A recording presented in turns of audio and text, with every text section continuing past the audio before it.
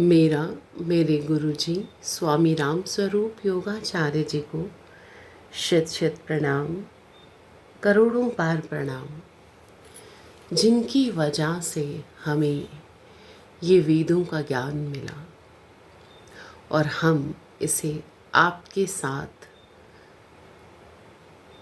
Share करने के काबिल बने। हम फिर से मेरे श्रोतागण को भी मेरा नमस्कार। उम्मीद करती हूँ आप सामवेद गायन रोज सुनते होंगे। हो सकता है कुछ लोगों के मन में यह भी प्रश्न हो कि मैम, आप सामवेद गायन रोज गाते हैं, ऐसा क्यों? क्योंकि वेदों में सामवेद को देवगान माना गया है और ये कहा गया है ईश्वर ने कि मेरी उपासना सामवेद में है और मुझे पाना है तो मैं वेदों में हूँ और उपासना करनी है, मेरी पूजा करनी है तो सामवेद से करें। जो इसका गायन करते हैं, जो इसे सुनते हैं, वो महापुण्य को इसलिए प्राप्त होते हैं क्योंकि ईश्वर को ये गायन सुनना बहुत पसंद है और जो अंतरिक्ष में जीवात्माएं तप कर रही होती हैं वो आशीर्वाद देती हैं जहाँ पर ये गायन हो रहा है या जो इसको सुन रहा है या जो इसे गा रहा है। जीवन में पाप और पुण्य का तो हमें ध्यान रखना ही पड़ेगा। पाप करेंगे, अगली मार्कशीट खराब, पक्का खराब, और पुण्य करेंगे तो फिर मार्कशीट ठीक हो सकती, दोबारा मनुष्य जन्म में आ सकते हैं। क्योंकि पहले बना शरीर फिर बनी प्रारब्ध, पहले बनी प्रारब्ध फिर बना शरीर। भाग्य आपका लिखा जा चुका है। हम ये वीडियो कल के कंटिन्यूशन में ही लेंगे कि मेरा आज का टॉपिक है चिंता व्यर्थ और कर्म सामर्थ्य। वो क्यों? क्योंकि चिंता जो है ना वो चिता के बराबर होती है। चिंता में हम कुछ कर नहीं पाते हैं, उल्टा हमारे शरीर के अंग, हाथ पैर सब शिथिल हो जाते हैं। क्या अच्छा हो कि यदि हम ये सोचें कि प्रारब्ध में ये है और आगे पता नहीं क्या होगा, तो मुझे कर्म करना है।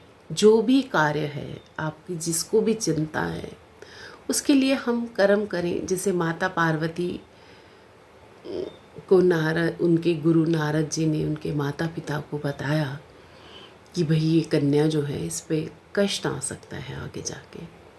मतलब कष्ट नहीं आ सकता, इसके पति वैराग्यवान होंगे और वो एक देखने में भी ज़्यादा सुंदर नहीं होंगे।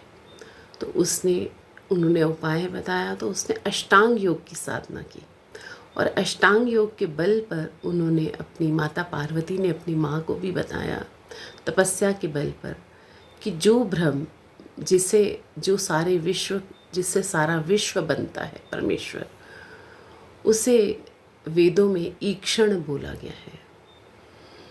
और उन्होंने, माता पार्वती ने अपनी प्रारब्ध को चेंज कर लिया।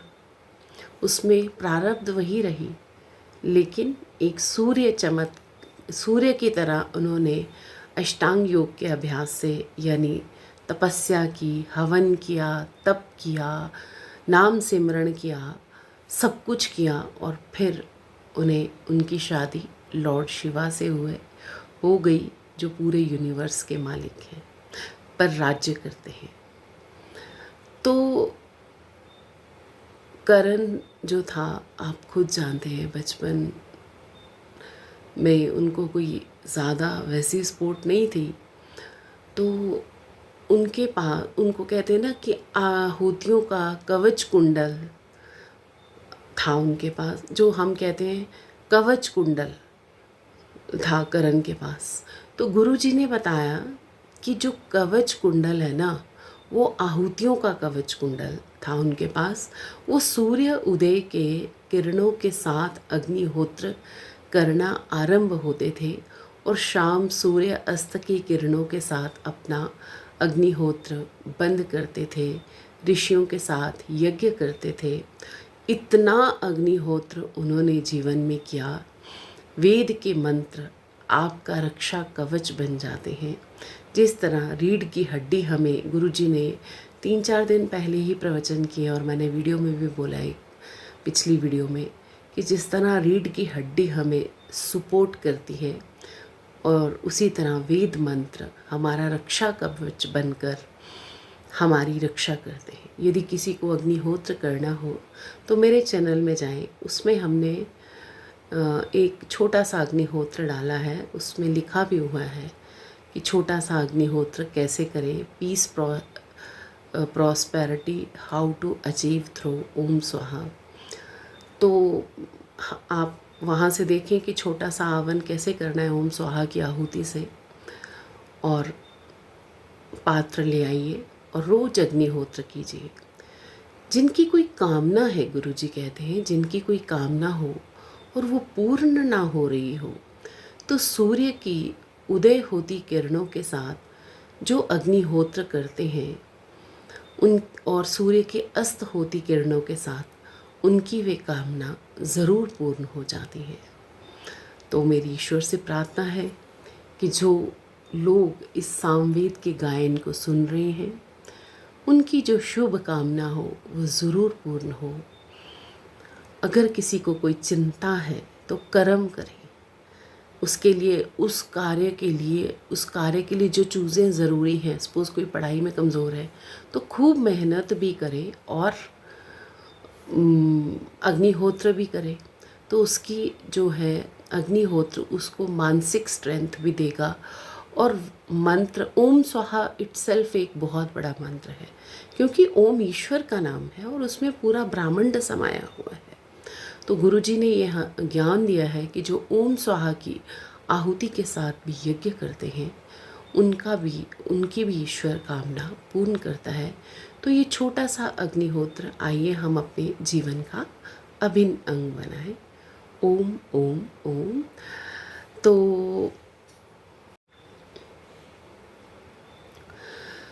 तो आइए हम अपना सामवेद आरंभ करते हैं। अग्निहोत्र से क्या होता है ना, मैंने पहले भी बताया, इसमें कीटनाशक, सुगंधित, पौष्टिक और मिष्टान होता है जो हमारे घर के सारा वातावरण को शुद्ध करता है, वायुमंडल को ताकत देता है, समय पर बारिश होती है और हमारा जो पृथ्वी पर ऋण है, जो हम मल मूत्र त्याग करते हैं, जो कीटाणु फेंकते हैं, उसका भी एक ऋण है हमारा धरती माँ पर, वो भी कुछ हद तक हम उस ऋण से मुक्त हो सकते हैं। तो आइए हम सामवेद को आरंभ करें। चतुर्थी दशती ही। ओम सत्यमित था वृषेदसी वृषजुतिर्णुविता वृषाह्युग्र श्रणी श्रवीर्णशे परावती वृषोर्वावती श्रुतः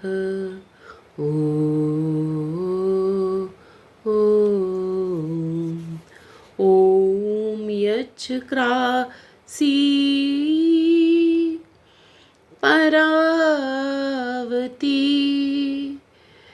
यद्वार्वती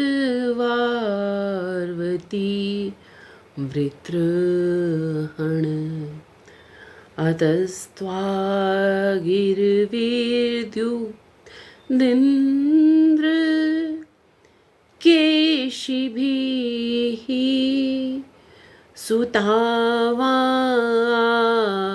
विवासति। ॐ अभिवो वीरमन्धसो मदेषु गाय गिरा महाविचेतसम् इन्द्रं नाम श्रुत्यं शाकिनं वचो यथा ॐ इन्द्र त्रिधातु शरणं त्रिवरुथं स्वस्तये शर्दीर्यच्छ मगवद्भ्यश्च महा च याव्याधिद्युमे भयः ॐ श्रायन्त इव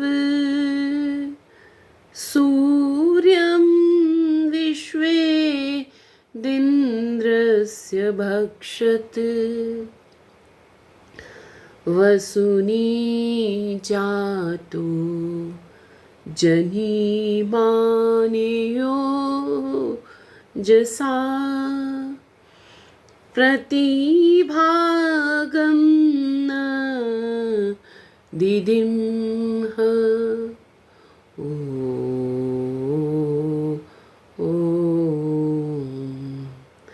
ॐ नसीं देवा तदीशं दीर्घायो मर्त्यः एत्वाचिद्य एतशो युयोजत् इन्द्रो हरि युयोजते ओमानो विश्वासु हव्यमिन्द्रं समत्सु भूषत् ब्रह्माणि सवनानि वृत्रहण पर्मजा ऋचिशम् ओ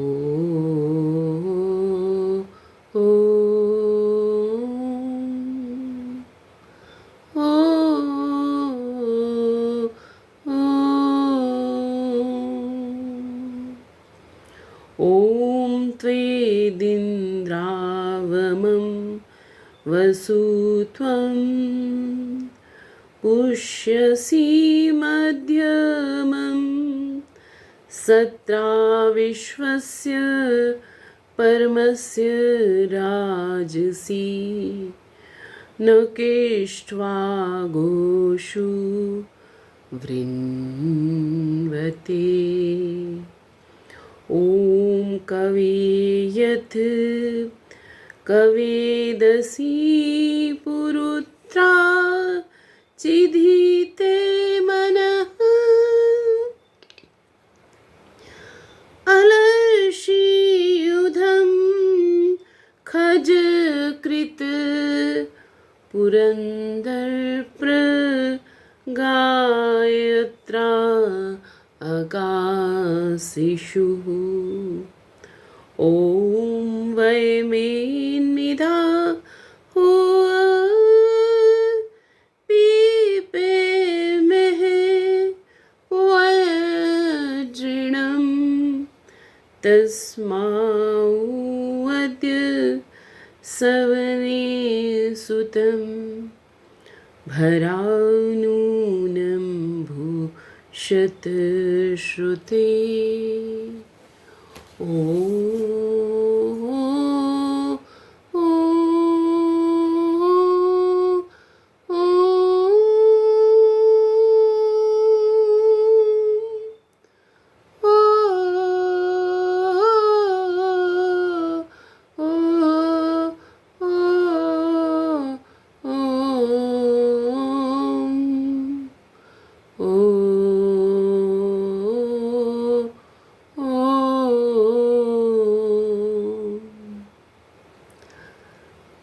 इसके साथ ही हमें दीजिए स्वामी राम स्वरूप योगाचार्य जी की शिष्या प्रोफेसर वीना को दीजिए इजाज़त। कल फिर मिलेंगे आपको एक नए विचार के साथ। ओम ओम ओम। परंतु घर घर में सामवेद का गायन हो, आहुतियाँ पड़े, तो ये भारतवर्ष एक आगे शक्तिशाली और महान देश है और महान बनेगा।